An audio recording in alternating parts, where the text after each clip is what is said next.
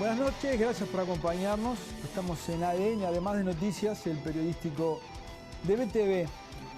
Ese escudo, esos escudos, o escudo uruguayo que veíamos allí, que tienen un cuadrante, el buey, que representa la abundancia. Si lo hubiéramos hecho hoy, quizá hubiéramos puesto allí un arbolito. La forestación se ha convertido en el primer rubro de exportación del Uruguay, teniendo en cuenta que hay una ley de fines de los 80, que a principios de 90 empieza a funcionar, y que hoy tenemos en el país a dos de las, una ya instalada, dos empresas instaladas, pero una tercera que se va a instalar de UPM, que son de las más grandes del mundo que tiene la finlandesa, lo que le va a dar un empuje mayor a esta producción. Tenemos hoy como invitado al ingeniero agrónomo, máster y doctor en ciencias agrarias con formación en suelos, Jorge Hernández. Es además profesor titular grado 5 del Departamento de Suelos y Aguas. Suelos y Aguas, un tema que se habló muchísimo cuando se instaló la primera planta de UPM en el país. Pero vamos con Carolina y con Sofía. Buenas noches. ¿Cómo Buenas están? noches. Hola, buenas noches. Muy bien. ¿Tienen información para contarnos alguna cosa? Sí, porque para referirnos a todo lo que tiene que ver con la industria de la forestación es necesario remitirnos a su historia. Esto se remonta al año 1960. Allí se dieron las primeras conversaciones o discusiones sobre la potencialidad que tenía Uruguay para desarrollar esta industria aquí en su propio suelo. Es importante decir que en el año 1987 se crea un nuevo marco legal que es aprobado por unanimidad en el Parlamento uruguayo, que marca un antes y un después en lo que tiene que ver con esta industria. ¿Por qué digo esto? Porque es muy probable que cuando hablemos de la industria, la forestación y todo lo que implica la propia cadena forestal, pensemos inmediatamente en la instalación de las dos plantas de celulosa que tenemos en este momento en el país y ni hablar de toda la discusión por la tercera que se instalará finalmente. El punto es, cuando estas plantas llegan aquí, todo este marco legal que se instala, como digo, en 1987 y que es el que está vigente hasta el día de hoy, ya estaba en curso. Entonces, estas plantas se instalan entonces con este marco legal. Vamos a ver a continuación en un tape algunos detalles sobre lo que es la historia de la forestación en nuestro país y cómo finalmente se instala y deja al Uruguay a los ojos del mundo como un país tanto agropecuario como forestal.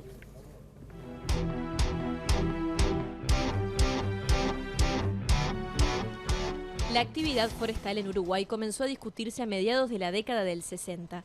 A fines de 1968 se aprobó el primer texto legal respecto al tema y se puso en práctica una política forestal que operó durante los primeros años de la década del 70. Esta primera ley disponía algunos incentivos para la inversión en plantaciones forestales y apuntaba al interés de productores agropecuarios poseedores de suelos con determinadas características. La forestación funcionó bajo este régimen hasta 1979, cuando con la llegada del impuesto a la renta de actividades agropecuarias desaparecieron los incentivos a la actividad forestal. Fue en el año 1987 que se aprobó un nuevo marco legal con la Ley 15.939 que rige la actividad forestal hasta hoy. Esta llamada ley forestal se discutió en una mesa de trabajo integrada por representantes del sector público y privado, de la academia y de las ONG del momento vinculadas a este asunto. El Poder Ejecutivo remitió el proyecto al Parlamento y este fue aprobado por unanimidad. Es por las condiciones en las que se gestó esta ley y por su vigencia que el actual director de Recursos Naturales del Ministerio de Ganadería define la forestación como una política de Estado. La forestación en el Uruguay es una política de Estado decidida por la unanimidad del Parlamento en 1987-88 y mantenida sin cambios por todos los gobiernos de todos los partidos políticos que hoy tienen chance de seguir en el gobierno. Esto no es mérito de ningún gobierno en particular, sino es mérito del país entero y de todo su sistema político. Se propuso una política de Estado de desarrollo y la ha mantenido. Es decir, se puede discutir los detalles, desde luego, como se discute ahora, si en la instalación de la nueva planta de celulosa los beneficios fiscales que puede haber obtenido la empresa son demasiados, pero seguramente cualquier gobierno que siga al frente del Uruguay va a seguir manteniendo la política de desarrollo forestal. En esencia, esta ley implicó un mayor involucramiento y apoyo del Estado a través de una política de subsidios, deducciones impositivas y el apoyo al sector privado. Ubica al Estado en un rol facilitador y de control, con el objetivo de que esta actividad se desarrolle de forma ambientalmente sostenible y económicamente viable. ¿Por qué se creyó necesaria la implementación de una política forestal en el país? Se distinguen fundamentalmente dos motivos. Uno de ellos eran las condiciones naturales que Uruguay tenía en materia de suelos, de clima y su intensidad y regularidad de lluvias que resultaban propicias para que la forestación se desarrollara a costos bajos. En segundo lugar, una creciente demanda mundial de productos forestales.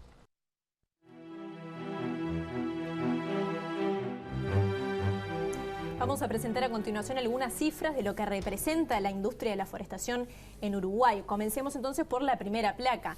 La forestación representa en Uruguay un 3,6% de su PBI. ¿Eso qué quiere decir? Que de toda la riqueza que se genera en Uruguay, un 3,6% entonces es la generada por la forestación. Hay una proyección que dice que para el año 2022 esto superará el 5,5% del PBI, y otro dato también interesante a comentar es que la industria de la forestación aporta 280 millones de dólares al año en impuestos. Bueno, pero ahora tenemos que ver un poco qué espacio ocupa la forestación en nuestro país, pensando desde el punto de vista de la superficie. Actualmente la industria de la forestación ocupa el 6% del territorio. En 2019, según las últimas cifras divulgadas por el Ministerio de Ganadería, Agricultura y Pesca, hay 1.034.712 hectáreas plantadas en nuestro país. Pero esto vale la pena compararlo con el año 1987, cuando se aprueba la ley de forestación, que había solamente 50.000 hectáreas plantadas, y solo 12 años después, en 1999, pasó a haber 565.793 hectáreas plantadas. El 85% del total de las hectáreas plantadas se destinan a la especie Eucalyptus. ¿Por qué es relevante esto? Porque es la especie que luego se procesa para la elaboración de pasta de celulosa. El 90% de las hectáreas plantadas en nuestro país, es importante tener en cuenta que están certificadas por el Ministerio de Ganadería. Bien, otro dato importante a tener en cuenta, ¿qué cantidad de empleos genera esta industria? Bueno, 25.000. Esta industria da trabajo entonces a 25.000 personas actualmente, lo que representa el 1,5% del empleo total del país. Y están involucradas en esta industria 1.800 pequeñas y medianas empresas que trabajan entonces en torno a este sector. Para tener en cuenta también que el 60% de la extracción de madera que se saca en nuestro país se destina a la producción de celulosa. Esto es relevante por lo que mencionábamos anteriormente sobre la instalación de las plantas, ¿verdad? Las plantas de celulosa. Otro dato a tener en cuenta, vemos en la siguiente placa, es la capacidad que tienen, digamos, las hectáreas plantadas dedicadas a la forestación. La forestación permite que en un espacio 10 veces más reducido se pueda exportar lo mismo en dinero, por ejemplo, que el sector de la ganadería. La cadena forestal genera en exportaciones por hectárea 1.918 dólares, mientras que el complejo oleaginoso genera 862 dólares y la carne vacuna, principalmente en la zona norte, que es un poco mayor, 257 dólares. Esto en empleo representa 32 puestos de trabajo cada 1.000 hectáreas forestadas, 10 puestos de trabajo en los espacios, digamos, que se dedican a la ganadería, y 6 en el complejo oleaginoso, perdón, debí decir, y 6 en la cadena de carne vacuna. Bien, continuando entonces con las exportaciones, bueno, el complejo forestal, que a lo que se refiere es a toda la cadena de la industria forestal, que incluye la celulosa, la madera y sus subproductos, que son el papel y el cartón, creció un 28% en comparación interanual. ¿Esto qué hizo? Que en 2018 se marcara un récord de exportaciones entonces de la cadena forestal. En exportaciones entonces fue un total de 2.178 millones de dólares, y en celulosa fueron 1.660, o sea, esos 2.178, 1.660 corresponden a la celulosa, gran protagonista de esta cadena forestal. Y a continuación, como veíamos, en celulosa se exportaron 1.660 millones. Fue el primer producto exportado, fue la primera vez que la celulosa ocupó el primer lugar. Esto significa un incremento del 25% respecto al año 2017. El segundo lugar lo tuvo la carne bovina, con 1.629 millones de dólares exportados en 2018, y le siguieron los productos lácteos bastante por abajo, con 682 millones de dólares exportados. Hay que tener en cuenta un dato importante, y es que la sequía del 2018 provocó que la soja tuviera una baja importante en las exportaciones, que siempre lidera también en el ranking de exportaciones en nuestro país. Bien, en la siguiente placa simplemente una gráfica para ilustrar lo que venimos diciendo, la forma en la que la madera que se extrajo para pulpa de celulosa, ahí ven, ¿no? El crecimiento que tuvo, sostenido absolutamente desde 2012 al menos, se fue allá, para arriba. La mayor parte de la madera que se extrae entonces es para celulosa.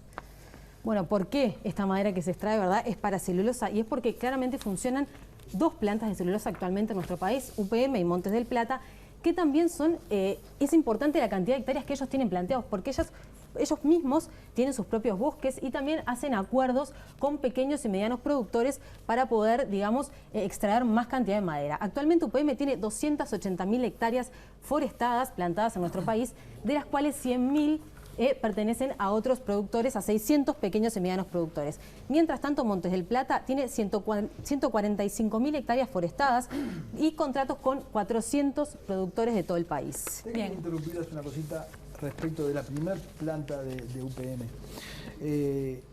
Fue tan importante para Uruguay que sumió al país en uno de los conflictos diplomáticos más grandes de las últimas décadas con Argentina. Y hay algunas anécdotas, o en realidad no son anécdotas, sino cosas que tuvieron un papel central en que UPM se instalara. En algún momento se manejó a media voz, luego fue tomando fuerza. Cuando los finlandeses vienen a América, van a la Argentina, gobierno K. En Argentina le pidieron el sobre, ¿no? Le pidieron la cometa. Cuando, esto me lo contaban hace poco y lo pude confirmar, se vienen a Uruguay. Y cuando se reúnen con el presidente Valle, le preguntan cuánto tiene que dejar de cometa. Y el presidente, que imagínenselo a Valle, ¿no? Que conocer a Valle, irrumpió en gritos, los echó a los finlandeses del despacho. Y bueno, luego hubo que tejer y explicarle al presidente y explicarle a los finlandeses cómo era la cosa. Volvieron y así fue que los argentinos nos hicieron la vida imposible porque se perdieron la cometa de los finlandeses. Así de importante fue la primera planta de celulosa. Sí, que marcó un antes y un después. En la placa que vamos a ver a continuación, Carolina, vos vas a mostrar el mapa de lo que significa la forestación en nuestro país. Teníamos para compartir un mapa que lo que muestra, bueno, son dónde están ubicadas efectivamente las dos plantas de celulosa que están activas en este momento. Y como verán, hay forestado por distintas partes del territorio uruguayo. ¿Dónde se concentra? Bueno, en Rivera, en un 14%. Rivera tiene un 14% de su territorio forestado, y Río Negro, que tiene allí un 13%. Bueno, la importancia de estas plantas, ¿verdad? Hay que tener en cuenta que dejan un porcentaje importante de nuestro PBI. Y Montes del Plata representa el 1,7% del aporte al PBI nacional, con una producción anual de celulosa de 1,4 millones de toneladas. Mientras tanto, UPM genera un aporte del 1,4 al PBI y produce por año 1,3 millones de toneladas de celulosa al año. Bien, bueno.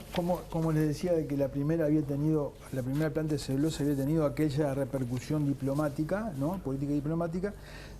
Esta segunda planta de UPM es tan importante que algunos economistas que venían sosteniendo que el déficit de casi 5% con que se va a encontrar el gobierno que entra, seguramente lo iba a obligar al gobierno a poner impuestos, pero gracias a la planta de celulosa, que se habla de 2 puntos del PBI, podría evitarse un ajuste fiscal de esas características por el impacto económico que tendría la nueva planta de celulosa. Otra planta de celulosa de UPM que tiene un impacto importante en la actualidad política y económica del país, ¿no? Muy bien. Sí, será importante el impacto que como tú mencionabas recién, lo que pasó con Valle. Valle relata en un documental para la TV española que en 2003 él mantuvo unas reuniones por la posible instalación en nuestro país de una planta de celulosa, lo que generó ese conflicto que tú después mencionabas con Argentina. Él menciona que él quiso investigar un poco si Uruguay estaba preparado o no para la inversión, y Carlos Faropa, que lo vamos a escuchar más adelante, ingeniero agrónomo, fue con quien él se reunió e invitó a los finlandeses para probar y ver a ver cuáles eran las posibilidades que tenía Uruguay de embarcarse en ese proyecto, ¿verdad? No solamente de la forestación, sino de la instalación de las plantas de celulosa. No contó la anécdota. No, él habló de una reunión, una simple reunión. Pero luego dijo que eran del primero al último, ¿no? Los argentinos.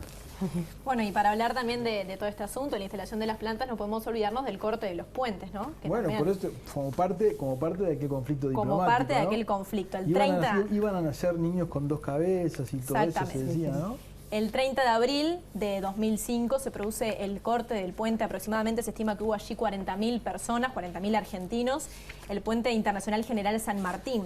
Bueno, allí después en 2006 Argentina va a la Corte Internacional de La Haya y hace 2 denuncias contra Uruguay. La primera, que decía que la instalación de estas plantas, la actividad de estas plantas iba a contaminar el río Uruguay. Y también señala que se había violado Uruguay con la autorización de esta instalación de esta planta, se había violado el procedimiento establecido por el Estatuto del Río Uruguay, que bueno, que se dice que estas formas no se pueden hacer de manera inconsulta, que no habían respetado el estatuto.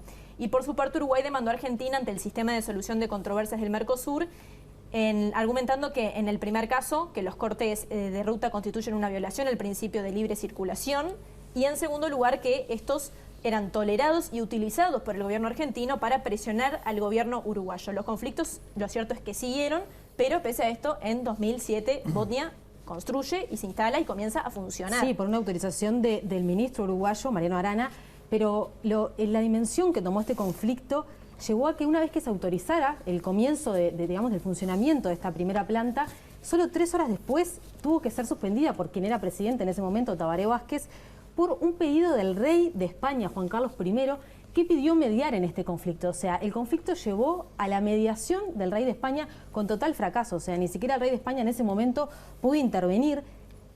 Digamos, el conflicto empieza a mermar después del fallo de La Haya, que determina, bueno, que en realidad Uruguay no respetó el estatuto, pero digamos, la instalación de la planta estaba prevista y estaba respetando, digamos, el tema ambiental, que era lo más importante y lo que planteaba Argentina en ese momento. Y el acercamiento final llega cuando Mujica toma la presidencia y Cristina Fernández en Argentina toma la presidencia y ellos empiezan a mostrar un acercamiento y finalmente el conflicto parece que empieza a llegar a su fin. O sea, la parte cruda que, digamos, dejó a muchos comerciantes, incluso de Fray Bentos y de Gualeguaychú, en una situación bastante complicada porque, digo, se mermó la cantidad de turistas que pasaban de un lado al otro, pero parecía llegar a su fin hasta que, bueno, que nunca fue tan así. En 2013, ya con Mujica como presidente aquí en nuestro país, el conflicto resurge cuando justamente el presidente uruguayo permite el aumento de la producción de la planta de celulosa y bueno, allí un nuevo conflicto, ¿no? Que no escaló tan alto, pero sí dejó una situación, una relación tensa entre los países en este sentido al menos. Sí, lo importante es que desde la aprobación, digamos, de la ley forestal, todo el proceso histórico que se dio hasta el momento tuvo muchos picos, muchos momentos importantes con las instalaciones de las plantas y este año nuevamente con una nueva instalación de una planta UPM se reabre el tema, digamos. Bueno, y la vieja era peor que el tuerto, dijo. Bueno, muchísimas gracias, Sofía, muchas gracias, Caro, muy completo. Nos vamos a la tanda cuando volvamos con el ingeniero agrónomo Jorge Hernández.